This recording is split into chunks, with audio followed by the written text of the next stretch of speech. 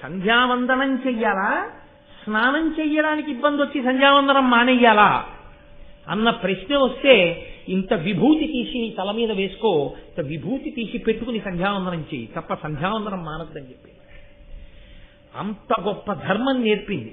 ఒక యుద్ధ భూమికి వెడితే నగారా మోగించేవాడు ఉంటాడు, ఒక యుద్ధ భూమికి వెడితే అందరికీ నీళ్లు అందించేవాడు ఉంటాడు, రాత్రి వీళ్ళు వచ్చేటప్పటికి శిబిరాల్లో అన్నం వండేవాళ్ళు ఉంటారు.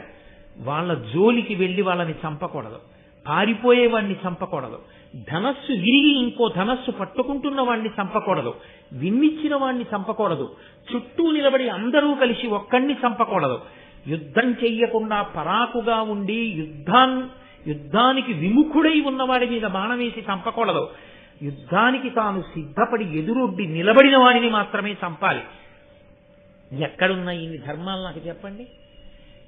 తరువాతి కాలంలో జరిగిన యుద్ధాలు మీకు తెలుసు.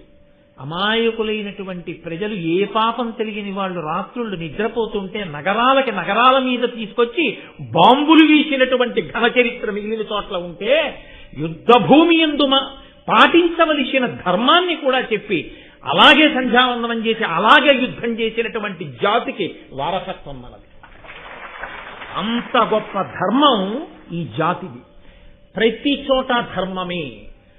ధర్మము తప్పి బ్రతకడం కన్నా ధర్మాచరణమునందు శరీరాన్ని విడిచిపెట్టడమే శ్రేయస్కరమని నమ్మి బతికారు.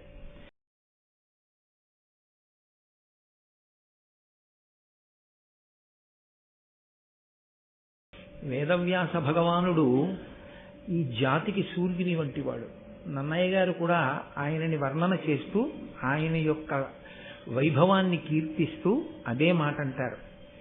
సంసారం అనేటటువంటి చీకటిని తొలగతోయగలిగినటువంటి వాడు, ధర్మోపదేశం చెయ్యగలిగిన వాడు, పురుషార్థ సమన్వయాన్ని ఈ జాతికి అందించినటువంటి వాడు, వేదాన్ని విభాగం చేసినటువంటి వాడు, 18 పురాణములను ఈ జాతికి అందించినటువంటి వాడు, పంచమ వేదమైనటువంటి భారతాన్ని అందించిన వ్యాస భగవానుడు లేనినాడు మొత్తం అంతా కటిక చీకటే. అటువంటి మహానుభావుడైన వ్యాసుని యొక్క ఉచ్ఛిష్టము, వ్యాసోచ్ఛిష్టం జగత్సర్వం, ఆయన యొక్క ఉచ్ఛిష్టమే సమస్త వాంగ్మయము. అటువంటి వేదవ్యాస భగవానుని యొక్క స్పర్శతో కూడుకున్నదై కేవలము ఆయన చేత రచింపబడడం మాత్రమే కాదు, మహాభారతంలో అనేక ఘట్టాలలో వేదవ్యాస భగవానుడు స్వయంగా మనకి కనపడతారు. ఆయన కూడా అందులో ఒక ఆ కథా గమనమునందు, ఆ కథాక్రమమునందు ఒక ప్రధానమైనటువంటి వ్యక్తిగా నిలిచారు. ఎందుచేత అంటే ప్రధానమైన పాత్ర అన్నమాట వాడకూడదు. ప్రధానమైన పాత్ర అన్నమాట ఎక్కడ వాడాలి అని శాస్త్రాలు చెప్తున్నాయంటే కల్పితమైన సాహిత్యమైతే, అంటే ఎక్కడో కూర్చుని ఏదో కాలక్షేపానికి ఏదైనా జరగనటువంటి విషయాన్ని జరిగినట్లుగా మీకు వర్ణించి చూపించగలిగినటువంటి ప్రజ్ఞాపాఠవంతో రచింపబడినటువంటి గ్రంథమైతే అందలి పాత్రలను, అందులో ఆ కథాగమనంలో పోషించినటువంటి వ్యక్తిత్వములతో కూడినటువంటి ఆ పాత్రలు ఏమున్నాయో ఆ వ్యక్తులను పాత్రలు అని సంబోధిస్తారు. కానీ యథార్థముగా జరిగినటువంటి కథ, అందులో ఈషన్మాత్రము కల్పితం ఉండదు. ఏది జరిగిందో దాన్ని మాత్రమే రచన చేశారు, ఏది జరిగిందో దాన్ని మాత్రమే అందించారు. ఇతిహా అసం, ఇది ఇలాగే జరిగినది, ఇది ఇంకొకలా జరిగినది కాదు. ఇలా జరగలేదని నువ్వు అనుకుంటున్నావేమో, కాదు కాదు, యథార్థముగా ప్రతి అక్షరము ఇందులో ఎలా చెప్పామో అలాగే జరిగినది. కాబట్టే శ్రీరామాయణ రచన యందు వాల్మీకి మహర్షి ఒక వ్యక్తి. ఆయన కూడా ఆ కథాగమనంలో ఆయన కూడా తన వంతు ఆ వ్యక్తిత్వాన్ని అందులో పోషించి కథకి పూర్ణత్వాన్ని సాధించి పెట్టారు. అలాగే మహాభారత రచన చేసినటువంటి వేదవ్యాసుడే మహాభారత కథాగమనమునందు కూడా ఒక గొప్ప స్థితిని పొంది ఎప్పుడెప్పుడు కథాగమనము వైక్లభ్యమును పొందుతూ ఉంటుందో అప్పుడప్పుడు ధార్మికమైనటువంటి స్థితిలో మళ్ళీ ఆ వంశముల కొనసాగింపుకి, ధర్మం నిలబడడానికి తనదైనటువంటి పాత్ర, తనదైనటువంటి కృషి, తనదైన సహాయం అందచేస్తూ ఒక వ్యక్తిగా కథాగమనంలో నిలబడినటువంటి స్థితి. అందుకే వేదవ్యాస భగవానుడు లేనినాడు అసలు మనకి మహాభారతం కాదు, వేద విభాగం కాదు, అష్టాదశ పురాణములు కాదు, బ్రహ్మసూత్రములు కాదు, ఇవి ఏవీ అందేటటువంటి అవకాశం లేదు. అందుకే గురు పూర్ణిమ అన్న పేరుతో ఆషాఢ శుద్ధ పూర్ణిమ నాడు వ్యాస భగవానుణ్ణి మనందరం పూజ చేస్తాం. అటువంటి మహానుభావుడైనటువంటి వ్యాసుడు సంస్కృతంలో మహాభారతాన్ని ఇచ్చారు. మహాభారతము అన్న మాట ఒక్క భారతానికి మాత్రమే అన్వయం. రామాయణానికి కానీ భాగవతానికి కానీ ఈ మహత్ శబ్దాన్ని ప్రయోగం చేయరు. మహారామాయణము అని కానీ మహాభాగవతము అని కానీ అనరు. ఒక్క మహాభారతము అన్న మాట దేనికంటారంటే ఒక్క భారతానికే అంటారు. ఎందువల్ల అలా అనవలసి వచ్చింది అంటే భారతము అన్న మాటలోనే భారము నిక్షేపింపబడి ఉంది. గ్రంథము భాగవతం కన్నా శ్రీరామాయణం కన్నా చాలా విస్తృతి పొందినటువంటి స్థితిలో ఉంటుంది. అనేకమైనటువంటి శ్లోకాలు 100,000 శ్లోకాలతో కూడుకున్నటువంటి మహోత్కృష్టమైనటువంటి ఇతిహాసము మహాభారతం. బరువుకి సంబంధించినంత వరకు అలాగే ఉంటుంది. 18 పర్వాలు. పర్వము అంటే కణుపు అని ఒక అర్థం. 18 పర్వములతో కూడుకున్నదై కొన్ని వేల మంది వ్యక్తులు అందులో కనపడుతూ ఉంటారు. ఇన్ని ఆఖ్యానములు, ఇన్ని ఉపాఖ్యానములు, ప్రతి చిన్న విషయాన్ని కూడా ఎక్కడ విస్మరించకుండా అందజేస్తాడు వ్యాస భగవానుడు. ప్రతి దాని వెనక ఒక్కటే ఆయన యొక్క ఉద్దేశ్యం స్పష్టంగా కనపడుతుంటుంది. ఈ జాతికి ధర్మాన్ని అందించాలి. భారతము అన్న మాటకి భారతము అని ఆ గ్రంథమునకు ఉన్న పేరు వెనక ఉన్న విశేషం అదే. అది బాహ్యంలో ఎంత పెద్ద గ్రంథమో లోపల సారాన్ని పరిశీలనం చేసినప్పుడు కూడా అంత పెద్ద గ్రంథమే. అందుకే పెద్దలైన వారు ఒక మాట అంటూ ఉంటారు, అసలు మహాభారతమును విననివాడు, మహాభారతము చెప్పనివాడు, మహాభారతము చదవనివాడు విద్వాంసుడే కాడు. ఇందుచేత అంటే వేదము ఎంత గహనమైనదో, వేదము స్వరంతో ఆ మంత్రాన్ని నేర్చుకోవాలి. ఆ ఉదాత్త అనుదాత్త స్వరిత స్వరముతో గురువు దగ్గర కూర్చుని గురుముఖత నేర్చుకున్నటువంటి వేదమంత్రములలో నిక్షేపింపబడినటువంటి అర్థాన్ని తెలుసుకుని స్వరంతో కూడిన మంత్రముల చేత ఈశ్వరుణ్ణి ఆరాధన చేసి భక్తితో కూడిన కర్మాచరణము వలన ఈశ్వరానుగ్రహమును పొంది తత్కారణము చేత జ్ఞానము కలగడం చేత అద్వైత సిద్ధిని ఇక్కడే పొందడానికి అనువైనటువంటి స్థితిని కల్పించగలిగిన వేదము ఎంత గొప్పదో, ఆ వేదముతో సమానమైన స్థాయిలో వ్యాస భగవానుడు పంచమ వేదంగా మహాభారతాన్ని ఈ లోకానికి అందించారు. మహాభారత ప్రయోజనము కాని, రామాయణ ప్రయోజనము కాని, భాగవత ప్రయోజనము కాని ఒక్కటే, ధర్మాన్ని అందించాలి. కేవలముగా అంత పెద్ద గ్రంథము అని ఆ గ్రంథంలో పుటలు చదివేయడం తప్పని నేను అనను. మహాభారతం ఇంట్లో ఉండడమే గొప్ప, మహాభారతాన్ని ముట్టుకోవడమే గొప్ప, మహాభారతాన్ని చదవడమే గొప్ప. అసలు మహాభారతం వినడం ఎంత గొప్పదో, ఎందుకు మహాభారతం ఆంధ్రీకరింపబడాలని తాను అంతగా వెంపర్లాడుతున్నాడో రాజరాజ నరేంద్రుడు నన్నయ్య గారికి చెప్పినటువంటి ఘట్టాన్ని చదివితే, అటువంటి మహాపురుష జననం జరిగి ఉండి ఉండకపోతే ఈ మహాభారతం ఆంధ్రీకరింపబడేది కాదు కదా. మహాభారతం కవిత్రయం ఆంధ్రీకరిస్తే మధ్యలో కొన్ని 100 సంవత్సరాలు ఖాళీ ఆ జాగా ఏర్పడినా కూడా పరమేశ్వరానుగ్రహంగా దాన్ని ఆంధ్రీకరింపచేయాలనేటటువంటి కృతనిశ్చయం కలిగినటువంటి రాజులు కాలక్రమంలో ఎప్పుడో ఒక్కసారి తళుక్కున ప్రభవించడం, అటువంటి రాజు ఉన్నప్పుడే అటువంటి గొప్ప కవి కూడా ఈశ్వరానుగ్రహంగా రావడం, దేశకాలములు సమకూడి మహాభారతం నన్నయ, తిక్కన, ఎర్రాప్రగడ అనబడేటటువంటి 3 త్రిమూర్తులై ఆంధ్రీకరించి తెలుగు భాషకే కొత్త గౌరవాన్ని తెచ్చారు. తెలుగు జాతికే ఒక గొప్ప గౌరవాన్ని తీసుకొచ్చారు. పంచమ వేదమైనటువంటి మహాభారతాన్ని ఆంధ్రీకరింపచేయడానికి రాజరాజ నరేంద్రుడు పొందినటువంటి ఆర్తి చూస్తే మహాభారతం ఎంత గొప్ప గ్రంథం రా అనిపిస్తుంది. భారతాన్ని చదవడం ఎంత కష్టమో భారతంలో ఉండేటటువంటి ధర్మ సమన్వయం చేసుకుని జీవితాన్ని అభ్యుదయ పథంలో నడిపించుకోగలిగినటువంటి స్థితప్రజ్ఞతని పొందడం కూడా అంతే కష్టం. మహాభారతం జాగ్రత్తగా చదివితే అయ్య బాబోయ్, నిజంగా మహాభారతంలో చెప్పిన ధర్మంలో మనం ఏ పాటి నిలబడగలుగుతున్నాం అనిపిస్తుంది. మీరు ఒక్క విషయాన్ని గమనించవలసి ఉంటుంది. ఈ జాతి గొప్పతనం అంతా ఎక్కడుందంటే, మతమన్న పేరు అసలు మనం జీవించేటటువంటి విధానానికి లేదు. మనం మతము అని పిలవం, దీన్ని సనాతన ధర్మము అని పిలుస్తాం. ధర్మము అన్న మాటకు అర్థం మీరు అనుష్ఠించవలసినది. ఏది అనుష్ఠించాలి అంటే, నాకు తోచినది నేను, మీకు తోచినది మీరు అనుష్ఠించడం కాదు.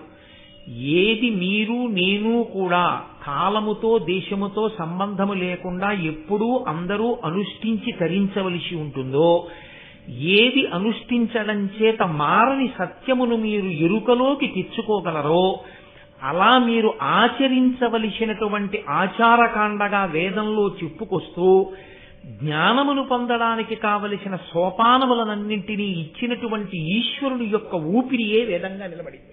అందుకే మిగిలిన మతాలకి ఏదో ఒక గ్రంథము ఆధారమై ఉండొచ్చు, ఆ గ్రంథకర్త దానిని చేసిన వారై ఉండొచ్చు. సనాతన ధర్మానికి వేదము ప్రమాణం. ఆ వేదము అపౌరుషేయము, దాన్ని ఎవ్వరూ రచించినది కాదు. అది ఈశ్వరుని ఊపిరి. నేను మీతో తరచుగా ప్రస్తావన చేస్తూ ఉంటాను, నేను ముందరా నా ఊపిరి ముందరా అని అడిగారు అనుకోండి, అది ఎవరు చెప్పడం సాధ్యం కాదు. నేను నా ఊపిరి ఒక్కసారే ప్రభవిస్తాం. నేను లేను అన్న మాట ఎప్పుడు వస్తుందంటే, నా ఊపిరి ఆగిపోయినప్పుడు. నేను నా ఊపిరి విడివడి ఉండనట్టే. ఇప్పుడు నేను మాట్లాడడం అంటే నా ఊపిరి వాక్కుగా మారుతోంది. ఈశ్వరుని యొక్క ఊపిరి వేదము అంటే ఈశ్వరుడు ఒకడు, వేదం ఒకడు కాడు. వేదమే ఈశ్వరుడు, ఈశ్వరుడే వేదము. కాబట్టి ఆ వేదమే ప్రమాణము. ఈశ్వరవాక్కు ఏదుందో అది ప్రమాణము, అది ధర్మము. వేదము ఏం చెప్పిందో దాన్ని మాత్రమే మనం పాటిస్తాం. వేదము ఆచారకాండనిస్తుంది. ఆచారము అన్న మాటకు అర్థం నువ్వు ఇలా ప్రవర్తించు, నువ్వు ఈ కార్యాన్ని ఇలా చెయ్యి. ఎందుకు అలా చెయ్యడం? చేదస్తం కోసమా? కాదు. మనసుకి ఏదో ఒక ఆలంబనం లేకపోతే అది పిచ్చెక్కిన కోతిలా ఏదో విషయాల్ని పట్టుకుని ఆలోచిస్తూ ఉంటుంది. మనసుని పవిత్రీకరించడం కోసమే ఆచారం అన్నది వచ్చింది. అందుకు తీసుకొచ్చింది వేదం. మొట్టమొదట ఆచారాన్ని పాటించడం అన్నది ప్రారంభమైతే ఆ ఆచారమును అనుష్ఠించిన కారణం చేత మనసు పరిపక్వమై పవిత్రమై, పవిత్రమైనటువంటి మనసు సత్కర్మాచరణమునందు ఊంచుకుని నిలబడుతుంది. అటువంటి పవిత్ర కర్మాచరణమును భక్తితో చెయ్యడం చేత ఈశ్వరుని యొక్క ప్రీతి కలుగుతుంది. ఈశ్వరుని యొక్క ప్రీతిని సంతరించుకున్న భక్తితో కూడిన కర్మాచరణము జ్ఞానమునకు యోగ్యమవుతుంది. ఆ జ్ఞానము మోక్షమునకు హేతు అవుతుంది. అందుకొరకు కర్మ చెయ్యవలసిన దాన్ని ఆచారకాండగా చెప్పడం దగ్గర నుంచి ఈశ్వరుడే సనాతన ధర్మంలో మనకి వేదాన్ని అందించాడు. ఆ వేదములో చాలా భాగం ధర్మం గురించే మాట్లాడతారు. ధర్మము అంటేనే ధ్రియతేవా జనైరితి ధర్మం. ఆచరించినది ఏదో దానికే ధర్మమని పేరు. తెలిసి ఉన్నది ధర్మం కాదు. ధర్మాచరణమునందు తెలిసి ఉండడం అన్నది ఒక సోపానము. అసలు తెలియకుండా నువ్వు ఎలా ఆచరిస్తావు? తెలుసుకుంటే ఆచరిస్తావు. కాబట్టి తెలుసుకోవడం అన్నది ఆచరించడం కోసం. ఆచరించడం దగ్గరికి వచ్చేటప్పటికీ అనేక రకమైన భేషజాలు అడ్డొచ్చి ఆచరించడానికి పనికి రాకుండా తెలుసుకోవడానికి మాత్రమే పనికొచ్చినదేదో అది ధర్మం కాదు. తెలుసుకుని అనుష్ఠించినదేదో అది మాత్రమే ధర్మము. ధ్రియతేవా జనైరితి ధర్మం. తాను పట్టుకున్నదేదో, తాను అనుష్ఠించినదేదో అది ధర్మం. అలా పట్టుకోవడానికి అనుష్ఠించడానికి ఎవరు ఏది తమ సొంత అభిప్రాయంగా చెప్తే అటువంటి అభిప్రాయాన్ని ఆచరించమని మనకి ఋషులు చెప్పలేదు. వేదము దేన్ని చెప్పిందో దాన్ని మాత్రమే అనుష్ఠించు. ఆ ధర్మము నువ్వు పండేటట్లు చెయ్యగలదు. పిందె తనంత తాను పండదు. పిందె పండు ఈ రెండు దశలలో ఆ పిందె పండాలి అంటే పిందె చెయ్యవలసినటువంటిది ఒక్కటే, పిందె చెట్టు నుండి విడిపోకూడదు. ఎప్పుడు విడిపోతుంది తనంత తానుగా పిందె? పండిపోయిన తర్వాత విడిపోతుంది. పిందె చెట్టు యొక్క ఆ పువ్వు పుట్టినటువంటి ఆ ప్రదేశాన్ని అంటిపెట్టుకుని ఉంటుంది. మీరు లోకంలో ఏ పిందె కొరకండి వగరుగానే ఉంటుంది, ఇంకొంచెం పెద్దదవుతుంది, కాస్త పులుపో వగరో ఏదో కాయ అవుతుంది. ఏ కాయ ముట్టుకోండి గట్టిగానే ఉంటుంది. ఏ కాయ అయినా సరే పండైపోనివ్వండి రంగు మారిపోతుంది, అది పచ్చగానో ఎర్రగానో అయిపోతుంది. లోపల ఉన్నటువంటి పదార్థం అంతా మృదువుగా అయిపోతుంది, పీశలంగా అయిపోతుంది. లోపల ఉన్న పదార్థం అంతా తీయగా అయిపోతుంది.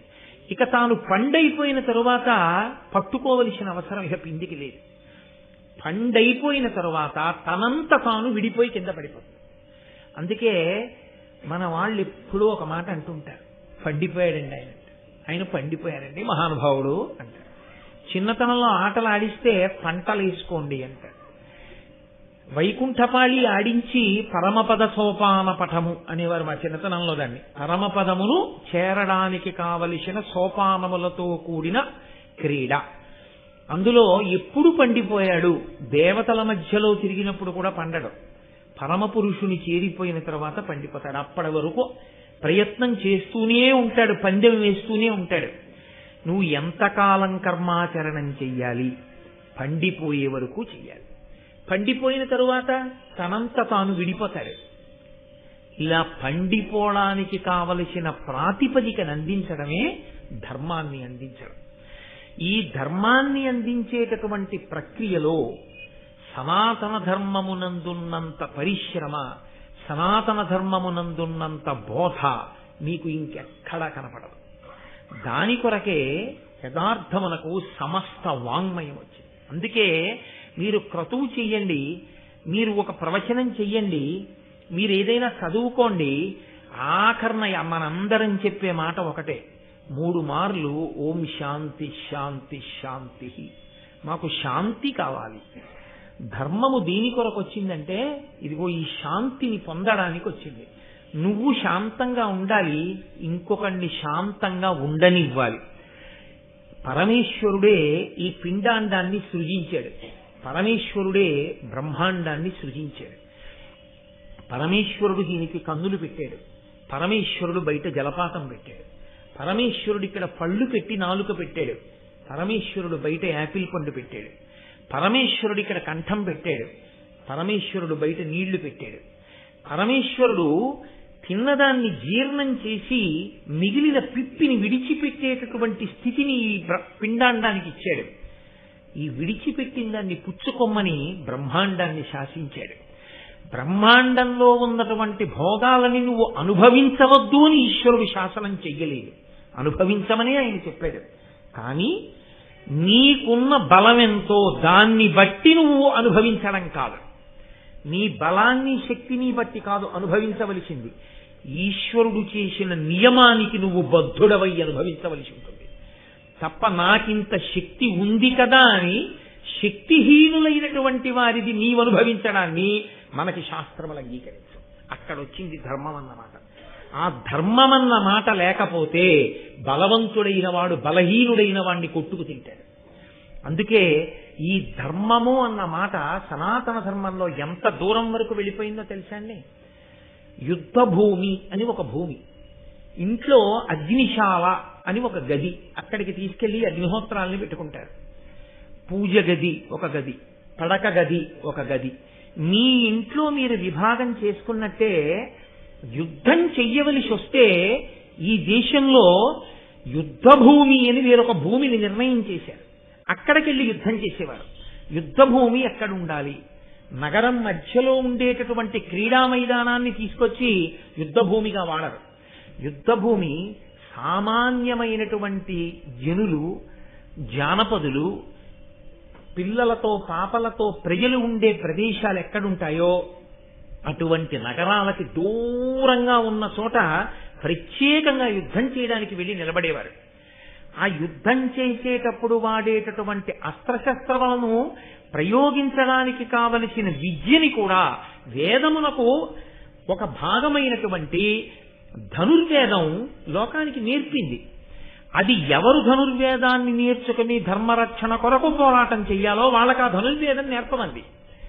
వాళ్ళు యుద్ధం చేసేటప్పుడు మాత్రం ఊరి మధ్యలో నిలబడి మిగిలిన వాళ్ళకి ఇబ్బంది కలగకుండా యుద్ధం చేసేవాళ్ళు ఊరి బయటికి వెళ్ళి యుద్ధ భూమిలో నిలబడి యుద్ధం చెయ్యండి.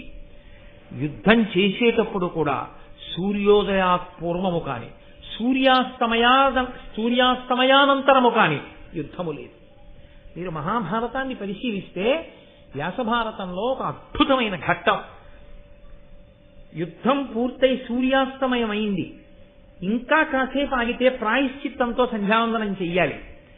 భీష్మాచార్యుల వంటి మహాపురుషులు సూర్యాస్తమయమై రథం ఇలా కిందకి దిగగాని ఇంటికి వెళ్లి స్నానం చేసి సంధ్యావందనం చెయ్యడానికి కూర్చుని అర్ఘ్యప్రదానం చేస్తే ప్రాయశ్చిత్తంతో చెయ్యవలసి వస్తుంది. కనుక స్నానం చెయ్యకపోయినా పంచభూత స్నానం మనకుంది, శాస్త్రం అంగీకరించింది. కాశింత పృథివిని తీసి తల మీద వేసుకుని వారు అక్కడే ఉన్నటువంటి యుద్ధభూమిలో మట్టిని తీసి సూర్య భగవానుడికి అర్ఘ్యంగా విడిచిపెట్టేశారు మహాభారతంలో. అంటే నీ విహిత కర్మాచరణం నువ్వు చెయ్యవలసి వస్తే ఆ సమయంలో నువ్వు స్నానం చేసిలేవన్న బెంగ కూడా నీకు లేకుండా శాస్త్రం చూసింది. సంధ్యావందనం చెయ్యాలా, స్నానం చెయ్యడానికి ఇబ్బంది వచ్చి సంధ్యావందనం మానేయాలా అన్న ప్రశ్న వస్తే ఇంత విభూతి తీసి నీ తల మీద వేసుకో, ఇంత విభూతి తీసి పెట్టుకుని సంధ్యావందనం చెయ్యి, తప్ప సంధ్యావందనం మానద్దని చెప్పి అంత గొప్ప ధర్మం నేర్పింది. ఒక యుద్ధ భూమికి వెడితే నగారా మోగించేవాడు ఉంటాడు, ఒక యుద్ధ భూమికి వెడితే అందరికీ నీళ్లు అందించేవాడు ఉంటాడు, రాత్రి వీళ్ళు వచ్చేటప్పటికి శిబిరాల్లో అన్నం వండేవాళ్ళు ఉంటారు. వాళ్ళ జోలికి వెళ్లి వాళ్ళని చంపకూడదు, పారిపోయేవాడిని చంపకూడదు, ధనస్సు విరిగి ఇంకో ధనస్సు పట్టుకుంటున్న వాడిని చంపకూడదు, విమ్మిచ్చిన వాడిని చంపకూడదు, చుట్టూ నిలబడి అందరూ కలిసి ఒక్కడిని చంపకూడదు, యుద్ధం చెయ్యకుండా పరాకుగా ఉండి యుద్ధానికి విముఖుడై ఉన్నవాడి మీద బాణం వేసి చంపకూడదు, యుద్ధానికి తాను సిద్ధపడి ఎదురొడ్డి నిలబడిన వాడిని మాత్రమే చంపాలి. ఎక్కడున్నాయి ఇన్ని ధర్మాలు నాకు చెప్పండి. తరువాతి కాలంలో జరిగిన యుద్ధాలు మీకు తెలుసు. అమాయకులైనటువంటి ప్రజలు, ఏ పాపం తెలియని వాళ్ళు రాత్రుళ్ళు నిద్రపోతుంటే నగరాల మీద తీసుకొచ్చి బాంబులు వీసినటువంటి ఘన చరిత్ర మిగిలిన చోట్ల ఉంటే యుద్ధ భూమి యందు పాటించవలసిన ధర్మాన్ని కూడా చెప్పి అలాగే సంధ్యావందనం చేసి అలాగే యుద్ధం చేసినటువంటి జాతికి వారసత్వం మనది. అంత గొప్ప ధర్మం ఈ జాతిది. ప్రతి చోట ధర్మమే. ధర్మము తప్పి బ్రతకడం కన్నా ధర్మాచరణమునందు శరీరాన్ని విడిచిపెట్టడమే శ్రేయస్కరమని నమ్మి బతికారు. అంత గొప్పగా ధర్మ ప్రబోధం చేశారు. ఆ ధర్మమే పోయిన నాడు నీవు ఉన్నా ఒకటే, లేకపోయినా ఒకటే. కాబట్టి ఆ ధర్మాన్ని 1కి 10 మార్లు లోకానికి బోధ చెయ్యాలి. ప్రతి వారికి ధర్మాన్ని అందించాలి. ఈ అందించడం కోసం వచ్చినటువంటి మహోత్కృష్టమైన ఇతిహాసమే మహాభారతం. భారతము భరతవంశమునకు సంబంధించిన కథ అని ఒక ప్రతీతి కాదు. మీరు జాగ్రత్తగా ఆలోచిస్తే భా అంటే కాంతి, భా అంటే కాంతి అన్న అర్థమే మీరు వేరొక రకంగా చూస్తే జ్ఞానమే కాంతి. జ్ఞానము అన్నది కలిగితే ఆ జ్ఞానమన్న కాంతి యందు యథార్థమైన వస్తువు కనపడుతుంది. ఆ కాంతి లేకపోతే చీకట్లో దొంగకి తేడా తెలియనట్లు, త్రాటికి పాముకి తేడా తెలియనట్టు, ఆ జ్ఞానమనేటటువంటి కాంతి కలగనంతసేపు సత్య వస్తువుకి అసత్య వస్తువుకి భేదం గోచరించదు. కాబట్టి అటువంటి సత్య వస్తువు ఎరుకలోకి రావాలి అంటే జ్ఞానమనేటటువంటి కాంతి కలగాలి. ఆ జ్ఞానమనేటటువంటి కాంతి కలగాలి అంటే నా ఒంట్లో బలం ఉంది కదా అని నేను భోగం అనుభవించకూడదు. నాకు శక్తి ఉంది కదా అని నేను ప్రకృతిలోంచి నాకు అవసరం ఉన్నదానికన్నా ఎక్కువ నేను పుచ్చుకోకూడదు. నేను ఏదైనా అన్నా వాడు తిరగబడలేడు కదా అని నేను వేరొకడిని హింసించకూడదు. నేను ఈశ్వరుడికి జవాబుదారీగా బ్రతకవలసినటువంటి నియమావళిని, ఆ చట్టాన్ని తెచ్చి మనకు అందించారు. అదే ధర్మచక్రం. ఆ చక్రం ఎప్పుడూ తిరుగుతూనే ఉంటుంది. ఆ ధర్మం అనేటటువంటిది చక్రము తిరుగుతూ ఉంటుంది. తిరుగుతున్న చక్రము, తిరుగుతున్న ధర్మము కదిలే ధర్మాన్ని పట్టుకుని కదలని సత్యములోకి వెళ్ళిపోతాడు.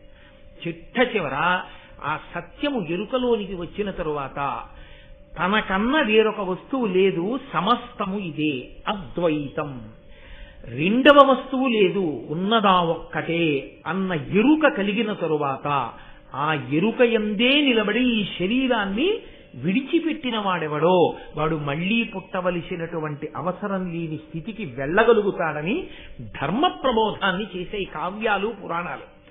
అందులో ఆ జ్ఞానమునందు రథ అంటే రమించాలని కోరుకునే వాళ్ళు ఎవరున్నారో మాకు ఆ జ్ఞానము కావాలి, ఆ జ్ఞానమును పొందడానికి మేము ధర్మాన్ని ఆచరిస్తాం, మాకు ఆ ధర్మం తెలుసుకోవాలనుంది, మేము ధర్మాన్ని పట్టుకుంటాం అని కోరుకున్న వాళ్ళు ఎవరున్నారో అటువంటి వాళ్ళందరి కోసం ఆనాడు మహానుభావుడైనటువంటి వ్యాసుడు భారతాన్ని మనకి అందించాడు.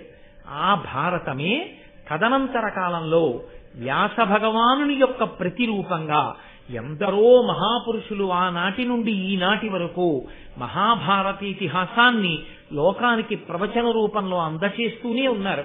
అందుకే మహాభారత ప్రవచనం ఎక్కడ దొరుకుతుందో అక్కడ ప్రీతి పొందేవాడు పరమేశ్వరుడు కాదుట. ఎవరు ప్రీతి పొందుతాడో తెలుసా అండి? వ్యాస భగవానుడు ప్రీతి చెందుతాట.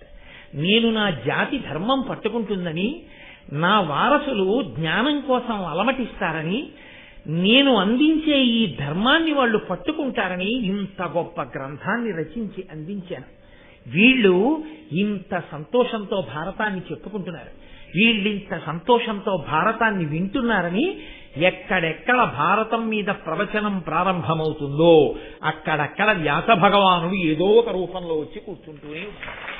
కాబట్టి అది వ్యాస భగవానుడు సంతోషిస్తే ఇంకంతకన్నా మన జీవితాలకి కావలసినటువంటి ఆ ఉత్కృష్టత, మన జీవితానికి సాఫల్యం ఇంకేముంటుంది మీరు ఆలోచించండి. అంత గొప్ప గ్రంథం, అంత గొప్ప ఇతిహాసం మనకి మహాభారతం. ఆ మహాభారతం కేవలం సంస్కృత భాషలో ఉండిపోయింది చాలా కాలం, ప్రత్యేకించి ఆంధ్రీకరింపబడలేదు, తెలుగు భాషలోకి రాలేదు. ఈశ్వరుని యొక్క అనుగ్రహం, పరదేవతా సంకల్పం, ఆ తల్లి ఒక్కొక్కసారి అనుగ్రహించాలి అని సంకల్పం చేస్తుంది. ఆవిడే దానికి కావలసినటువంటి పనిముట్టు కూడా ఆవిడే తెచ్చుకుంటుంది. అటువంటి పనిముట్టు తెచ్చుకోవాలి అంటే మంత్రభాగమునందు శ్రద్ధ కలిగిన వాడై ఉండాలి. మననాత్ త్రాగితే ఇది మంత్ర. ఎవరు శ్రద్ధాభక్తులతో మళ్లీ మళ్లీ మళ్లీ మళ్లీ జపం చేస్తారో వారిని రక్షించగలిగినటువంటి శబ్ద విస్ఫోటన శక్తి సమాహారమునకు మంత్రమని పేరు.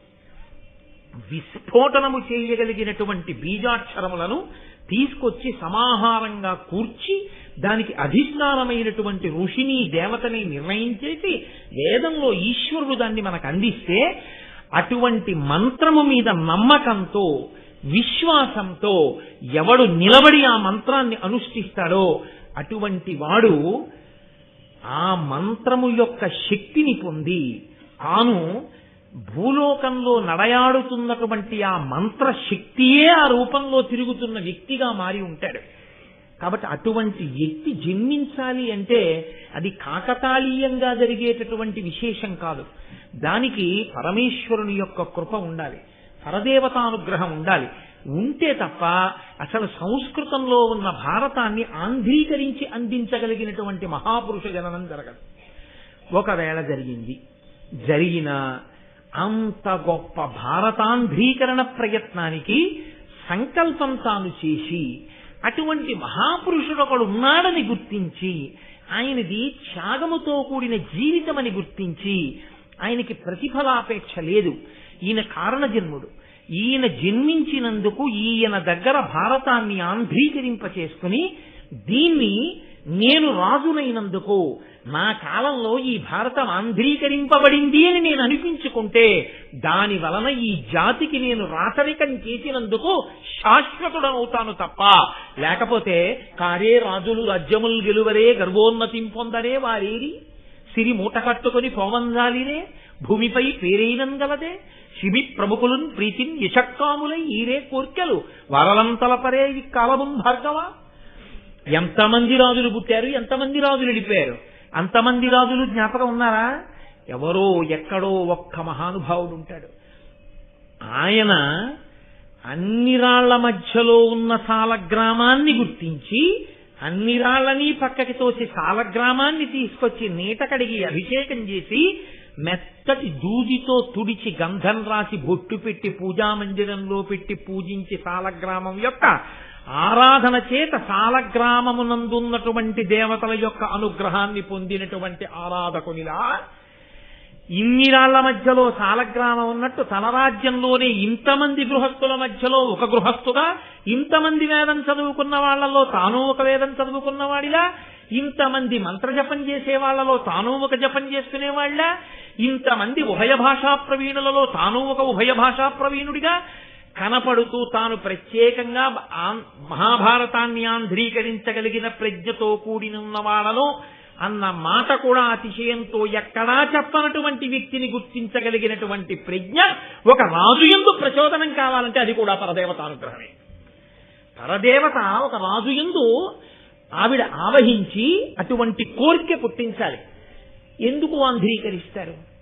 ఆంధ్రీకరించి అందించడానికి ఎంత కష్టపడితే, ఎంత తాపత్రయపడితే, వాళ్ళు ఎంత వ్యగ్రతని పొందితే, వాళ్ళ శరీరము ఎంత ఖేదాన్ని పొందితే నన్నయ్య గారు భారతాన్ని ఆంధ్రీకరించుంటారు, తిక్కన సోమయాజి భారతాన్ని అందించుంటారు, ఎర్రాప్రగడ భారతాన్ని అందించుంటారు. వారికి ఎందుకు అందించాలన్న కోరిక పుడుతుంది. మీకు శక్తి ఉంది రాయబోయే భారతాన్ని అంటే రాస్తారా?